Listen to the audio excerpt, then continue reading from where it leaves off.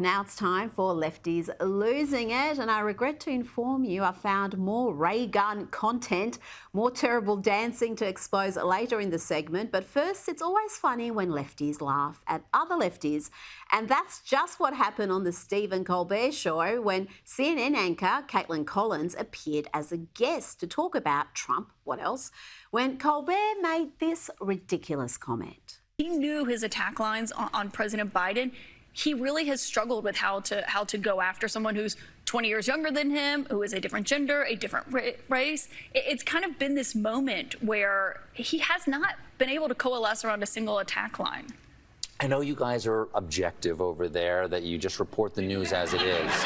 No, I know. CNN makes a... I know that's supposed to be a laugh line? I wasn't supposed to be, but I guess it is. I guess it is. Of course, the biggest laugh Stephen got was unintentional there, but even his lefty audience recognised how hopelessly biased CNN is. And this is an audience that watches this. Yesterday, a Reuters Ipsos poll had Vice President Kamala Harris leading former President Donald Trump 44 to 42. Woo! It's over!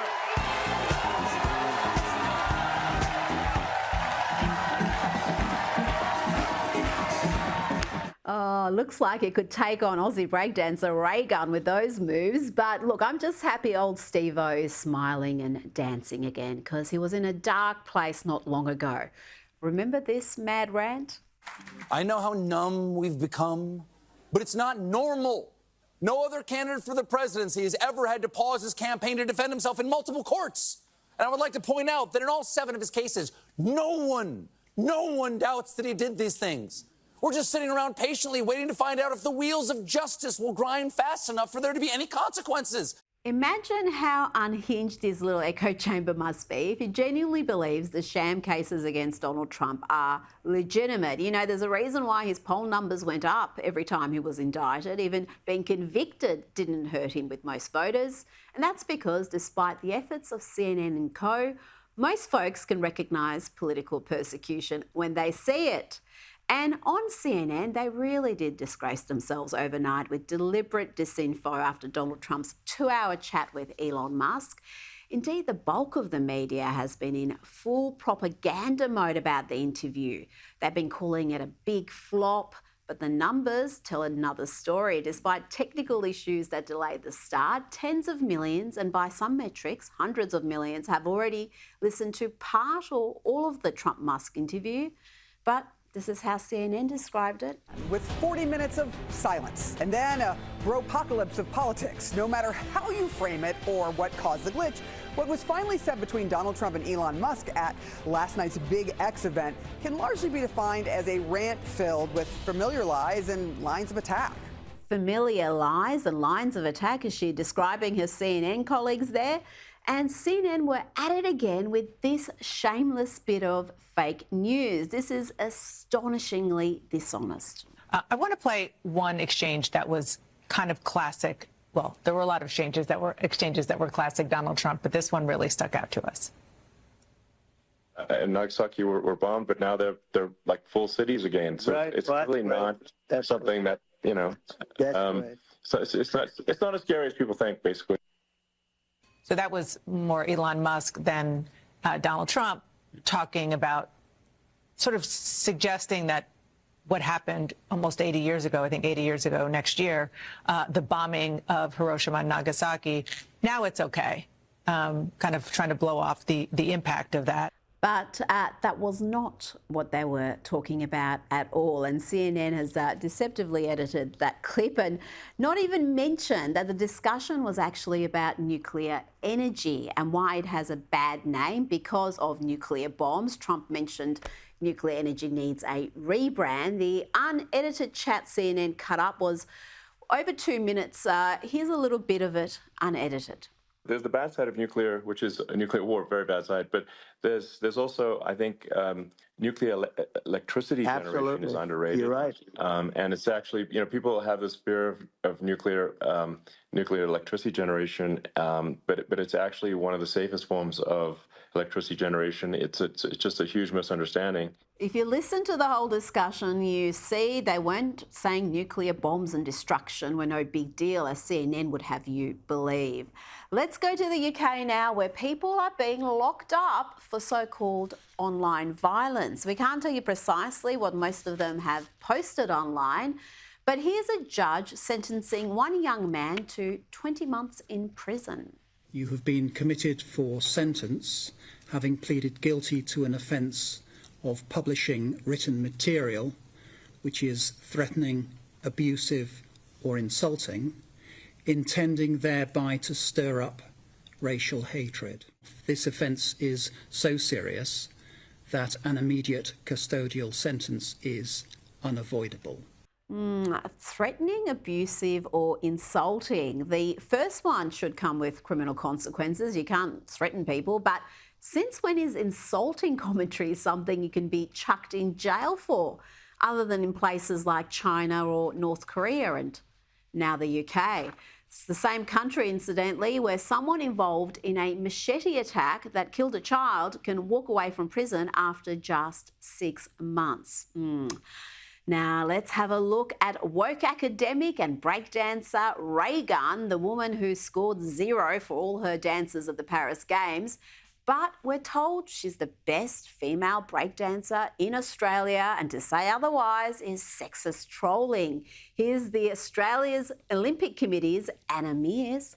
With trolls and keyboard warriors and taking those comments and giving them airtime has been really disappointing. If you don't know Rachel's story, in 2008, she was locked in a room crying, being involved in a male-dominated sport as the only woman, and it took great courage for her to continue on and fight for her opportunity to participate in a sport that she loved, and that got her to winning the Olympic qualifying event to be here in Paris. She is the best breakdancer female that we have for Australia. I'm not sure if she's even the best breakdancer in her family, but let's hear from the woman herself. I could be representing Australia. It would be an amazing opportunity and just something I never thought would happen. But Rachel is even more excited for the next generation of B-boys and B-girls. Already there's a lot more family support for people to get in breaking, because I know people of my generation and earlier, their families were generally like, what are you doing? Why are you wasting your time with this? You should listen to your family. Indeed, listen to anyone telling you not to do this. Listen to those people, please. But Reagan has always had supreme confidence in her abilities. Just ask her. I think my understanding of musicality going into breaking was very strong. My body awareness, my coordination, my eye for technique has been much stronger going into the dance. And you can understand why she may be a tad delusional, because she kept getting plaudits and awards despite having no discernible dancing ability. The winner of Sports Star of the Year is Rachel Guns. Wowzers, thank you so much. I think it is just so cool that a breaker has won Sports Star of the Year. And sadly, copyright issues mean we can't bring you her Olympic performance, but we can all enjoy some of her other stellar work.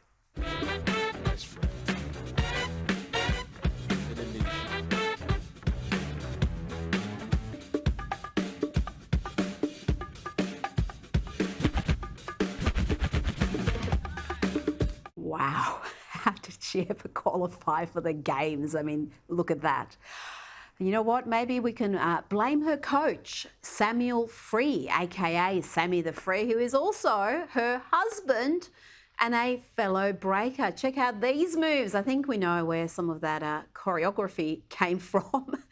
Goodness me. But don't you dare mock any of that, because Australian Sports Commission CEO Kieran Perkins will call you a keyboard warrior. And all of the commentary and the dialogue that's gone on, all the keyboard warriors and haters out of there, get back in your box. We are Australia, we are Australian. To have one of our athletes so proud to wear our uniform and then to bring what's unique about us to the international stage, We should all be proud. It was an awesome event. It was a great display of different thinking, and, you know, I'm a huge Ray Gunn fan. She has made us all proud. Made you proud, Kieran? Made the rest of us laugh. Fancy trying to bully Australians into not having a laugh over something so obviously absurd. Give it a spell. And talking about having a laugh, Jimmy Fallon wasn't letting this comedy gold go to waste.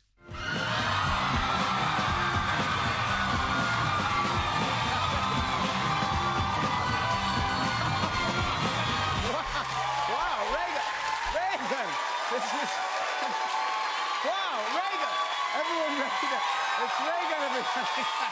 Oh, no, Reagan. Thank you for stopping by. I have to ask you this.